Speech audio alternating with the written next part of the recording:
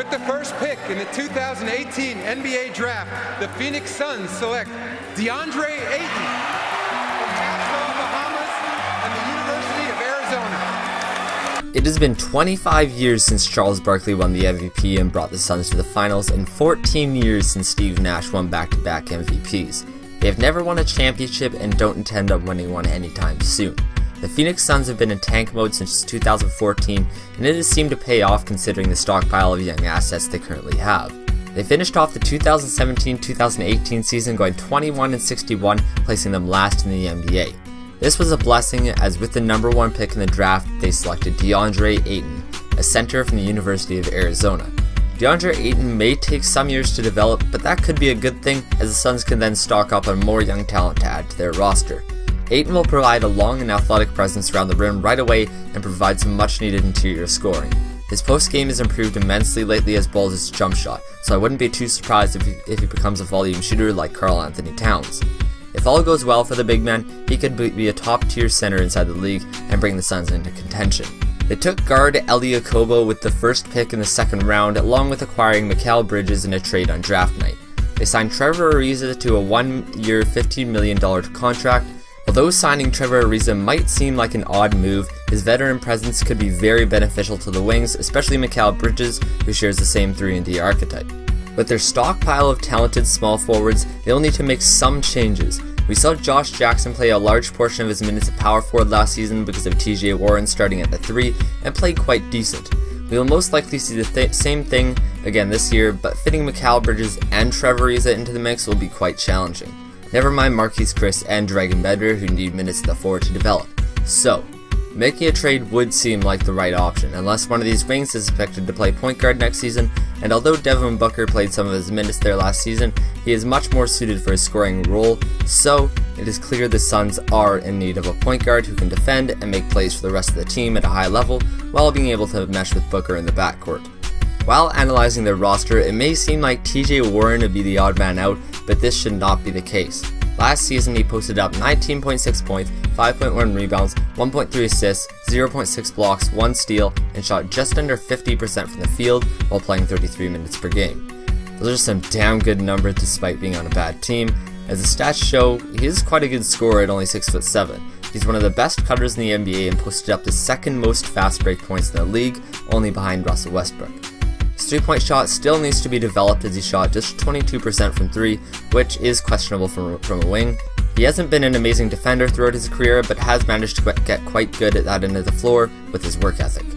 Although he could have good trade value, with the trend of 3-and-D wings around the league, the options would be quite slim in what they get back for him. If the Suns do choose to take this route, some options for him could be DeJounte Murray, Patrick Beverley, Kemba Walker, and Goran Dragic. Another trade option is Marquise Chris, who has shown next to no improvement this past season. He averaged 7.7 points, 5.5 rebounds, 1.2 assists, 1 block, 0.7 steals, and shot just 42.3% from the field. Although it is unlikely they will receive much for him, they could land at least a starting caliber point guard because of his ability to stretch the floor, which has become more and more popular amongst the NBA teams. Some trades could be Tyus Jones, Ish Smith, or even a player like TJ McConnell if they're lucky.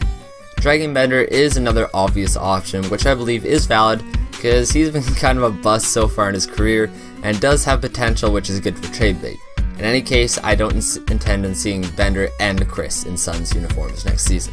The position they need most on their roster is obviously the point guard, as I exclaimed earlier, which brings me on to my next point, Eli Okobo. As mentioned earlier, they drafted him with the 31st pick out of France and expect him to be at least a decent role player for the future. As far as his playstyle goes, he grew up playing shooting guard through his life and just recently changed his primary position to point guard, considering he's only 6'2", 6'3", around that height. Because he was, and still technically is, a shooting guard, he brings a scoring mentality which isn't necessarily good for the point guard position. Despite that, he also brings some talent because of his past and being on the wing. He's a volume 3-point shooter and can drive with the ball quite well for his size. Although he is a good catch and shoot player, he's almost better shooting with like step backs and snatch backs and stuff like that. This could be questionable beside Devin Booker, as he is quite ball dominant and will need someone to kick out to on drives.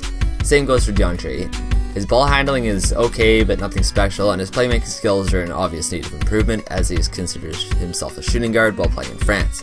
Despite this, he has shown tremendous skills in the pick and roll, where 40% of his possessions came from, which could be useful to DeAndre Ayton. As I mentioned, the Suns statistically are a natively good defender at the point guard, and Ellie doesn't necessarily fit that role. Although he's not horrendous at it, he definitely isn't spectacular, so judging by his strengths and weaknesses, he could become a solid player, but maybe not in the Suns system as he doesn't fit their needs in the backcourt. The Phoenix Suns also fired head coach Jay Triano and replaced him with Igor Kokoskov on the May 2nd. He has been an assistant coach in the NBA for 18 years, so he does know what's up. He just finished the 2017-2018 with the Jazz and proved to be excellent at player development and helped Ricky Rubio get a solid jump shot during the season. This could be useful in getting TJ Warren to be more of a threat from range, as well as Ayton. He has also had a long international coaching career, recently leading the Slovenian national team that included Luka Doncic to a gold medal during last year's European Championship. He will also be the very first international head coach in NBA history. So, what will he bring to the team? Well, like I said, he has proved to be a good shooting coach for the Jazz, and will look to help the young core succeed, not only on the offensive end, but also on the defensive end, considering the Jazz were tremendous in that aspect and the Suns were horrible. As far as the playstyle he wishes to run, it has been made quite clear that he wishes to have a lot of player and ball movement, which will work out nicely for TJ Warren, who is a great cutter, as I mentioned earlier. Since free agency is over and there aren't too many moves to be made quite yet, although in the next draft it would be ideal if they pick up a point guard in the draft, especially if they don't trade for one before the season starts. It would be a shock if they make the playoffs in the Western Conference, as it is assumed they will be in the lottery.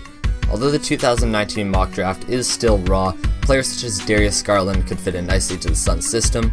On to the 2019 free agency, this is where moves will be made, as with Ariza's $15 million, Tyson Chandler's $13.5 million, and Jared Dudley's $9.5 million all coming off the books, they will have at least $22 million to spare. Inside this free agency, they could target a star such as DeMarcus Cousins, Jimmy Butler, or Al Horford, and if they don't manage to acquire one of their talents, which is most likely, they could go for a solid player to fill in the point guard position such as Ricky Rubio, Corey Joseph, TJ McConnell, Patrick Beverley, Ish Smith, or even D'Angelo Russell if they give him enough money so that the Nets don't match. All in all, it's mostly about player progression at this time and figuring out all the roles and positions the players will play.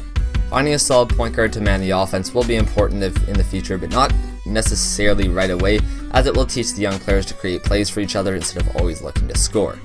But let me know your opinions down inside the comments on what the Suns should do inside the future and inside this offseason. But thank you all for watching.